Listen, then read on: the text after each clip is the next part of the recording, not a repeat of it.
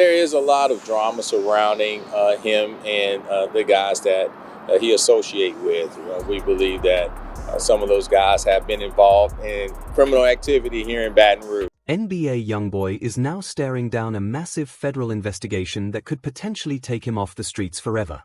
And the craziest part? The feds just got what they're calling a blueprint, practically a step-by-step map linking him to 19 bodies, handed to them on a silver platter. The same artist who was recently pardoned by Trump, selling out arenas, dominating charts, and stacking millions might now be facing the biggest RICO storm hip-hop has ever seen behind the platinum albums, viral hits, and sold-out tours. Authorities claim YoungBoy was quietly running a dangerous criminal network that turned Baton Rouge into a battlefield, sparking a decade-long chain of violent retaliations and street warfare that bled into every corner of Louisiana's underground politics. What investigators believe they've uncovered is darker, deeper, and far more explosive than anyone imagined. With newly surfaced evidence allegedly tying YoungBoy to nearly 19 murder investigations, federal agents think they finally have the ammunition they've been trying to gather for years. Yo, what's good, fam? We're about to break down this heavy situation that's been shaking the entire hip-hop scene to its core. Because what's coming out right now might flip everything you thought you knew about NBA YoungBoy. For real, that let's keep it all the way real, YoungBoy had just tasted real freedom. He got pardoned by Trump, he was selling out the Make America Slime Again tour, raking in millions, and chilling in Utah far away from Baton Rouge drama. Everyone assumed the storm was finally behind him.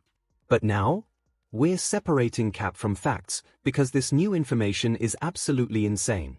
Everything took a turn when fresh evidence dropped, evidence that allegedly outlines the exact federal case authorities have been piecing together since 2018, back when they first labeled YoungBoy as the leader of a violent Louisiana crew.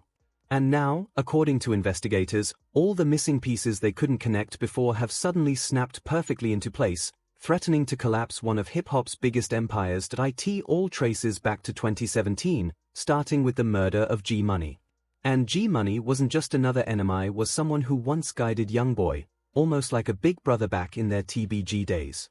But once YoungBoy's fame exploded with that Atlantic Records push, jealousy, street tension, and internal politics tore the two apart, igniting the deadly chain reaction that the feds are now dissecting piece by piece. Thing was still all good until he started, like doing his own thing, getting him a little buzz, getting a little money. He just got the big head and just started like the feelings he been feeling probably deep down inside that he was scared to put out. He let that out once he got a. On September 10, 2017, at about 1:30 a.m., G-Money was posted up at a recording studio on the 1900 block of Dallas Drive, the same spot where TBG had laid down countless tracks over the years.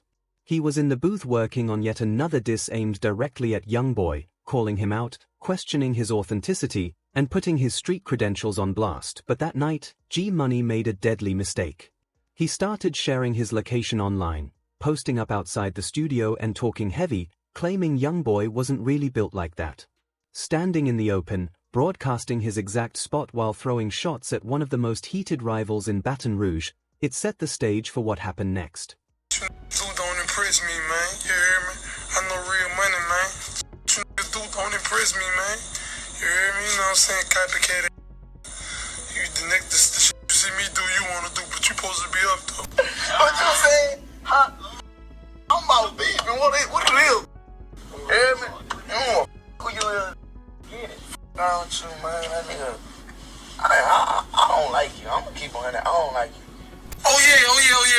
Get off a nigga. What happened next flipped the entire Baton Rouge scene on its head. G-Money walked out of that studio for the final time, and that's when the ambush hit. Shots rang out, and in seconds, the first body fell in what would go on to be portrayed as the beginning of a decade-long cycle of violence. The wildest part? Photos later surfaced showing bloody pillows at the scene, sparking rumors that the shooters tossed a pillow at G-Money and told him to go to sleep. That image spread through the streets like wildfire, feeding into the myth that NBA's side was moving like Boogie Mensolent, ruthless, and untouchable. And then there was the moment with King Von. Remember when Von called YoungBoy out for having cap in his raps? He was reacting to YoungBoy's track Play With Us, where YB rapped about bodies, retaliation, and blood for blood payback. Von paused the song mid-bar and claimed YoungBoy wasn't really living what he talked about, saying the body count YB bragged about wasn't adding up. Boy talking about on this song, boy. What? He talking crazy on this one. Oh, yeah? He ain't even like that. Oh! On his ass now. On his All that cap. But here's the twist: Von wasn't even close. In the story surrounding YoungBoy's lyrics, every number he mentioned was portrayed as connected to real situations. And according to the narrative that circulated online, the second body came barely a month later with 19-year-old Ernisha Barnes, known around the neighborhood as Nisha. She was sitting inside a parked car outside a deli late at night when shots tore through the block from a red Chevy Trailblazer. Nisha wasn't the intended target. She got caught in the middle of what the streets believed was a hit meant for her boyfriend, Hammer, who had long-running beef with YoungBoy's circle. And the wild part: in YoungBoy's leaked fictional track Money Man, he describes almost the exact same situation, aiming for Hammer but accidentally hitting his girl instead. That coincidence fueled even more speculation, making fans believe the music was mirroring the chaos happening outside the booth. Details are emerging this afternoon following a shooting overnight that left a 19-year-old Baton Rouge woman dead. But according to the street narrative people tell, the violence was only beginning. By May 2018, the story takes another major turn with Big Dump, YoungBoy's manager in the lore of this feud, who was rumored to have put a $100,000 bounty on G-Money's head. The tale goes that retaliation came for him next. TBG allegedly caught him in his old neighborhood on Nan Drive, just talking with family and friends. A drive-by erupted, witnesses everywhere, and in seconds the message was clear: nobody connected to YoungBoy's side was untouchable, and the cycle didn't slow down. The rumor mill says revenge hit back even harder later that same year. On November 26, 2018, Boulevard Quick, the TBG rapper known online for going at YoungBoy's mother in multiple posts, became the next name added to the escalating street war. His death became another chapter in a feud that had spiraled far beyond music, deep into Baton Rouge's underground politics. Mama, I ain't see that nigga, huh?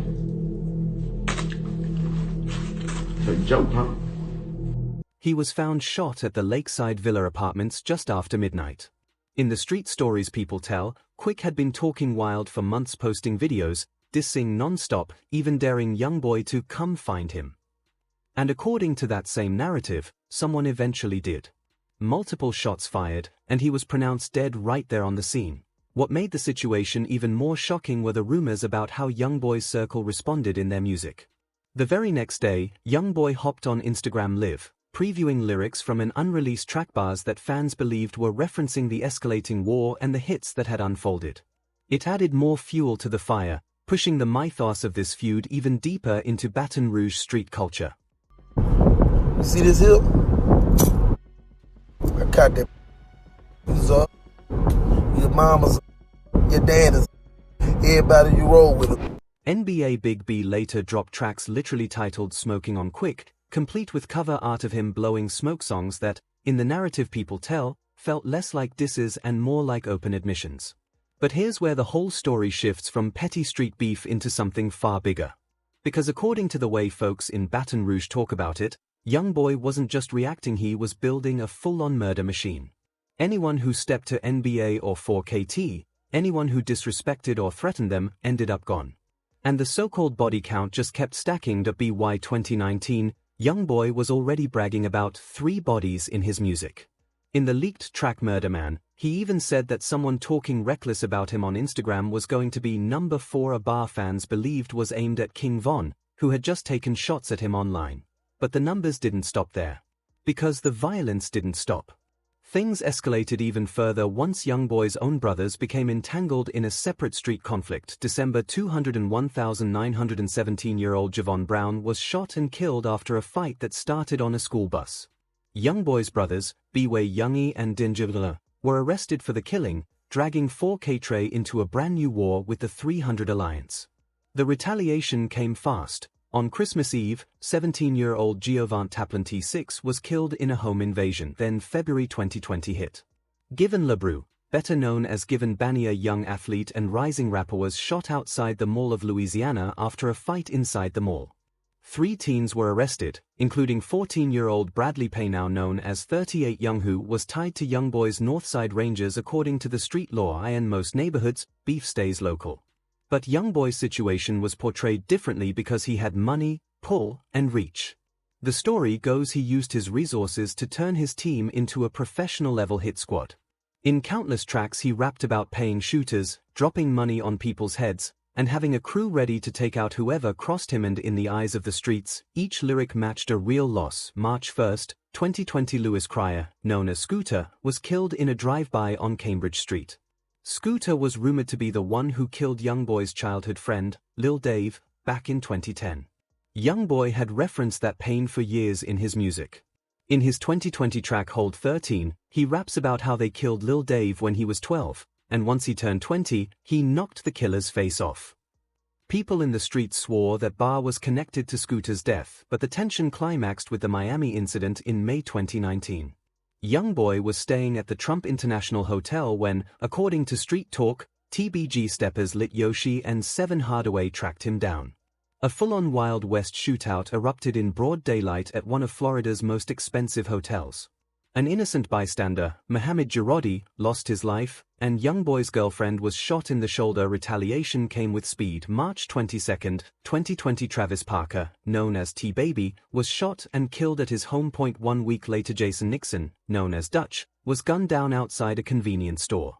Dutch was a feared TBG hitter, someone with a long history in Baton Rouge street scene, but the story goes 4KT caught him off guard and ended his run. Now, before we move forward, here's something a lot of people don't realize. When it comes to federal RICO cases, the way the government builds these investigations is very different from local police. Let me break it down. The way the street narrative goes, the feds don't need to prove YoungBoy pulled any triggers himself. Under RICO, all they need is enough evidence to paint him as the head of a violent organization that carried out crimes to protect its power. And according to the storyline people have been passing around, there's a decade-long pattern that fits that exact mold. The so-called body count ramped up heavily in 2021 and 2022, when new tensions broke out between the vultures and the bleeders, dragging 4K Trey into the mess through old alliances. Cornell McDuffinell reportedly died in a car crash after being shot on the interstate. Michael Riley and his 5-year-old nephew Carson were killed on River Road, an event that shook Baton Rouge to its core. But the most shocking moment came in February 2022 at the Mall of Louisiana. True Bleeder and his friend Cliff were ambushed in what looked, in rumor, like a coordinated assassination involving multiple vehicles.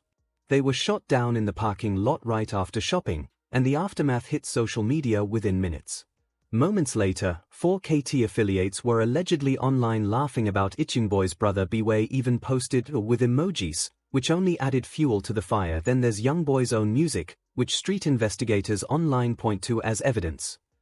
In My Bobo with Herm the Black Sheep, he talks about being 15 bodies up, even claiming he can list 5 bodies tied to Herm personally.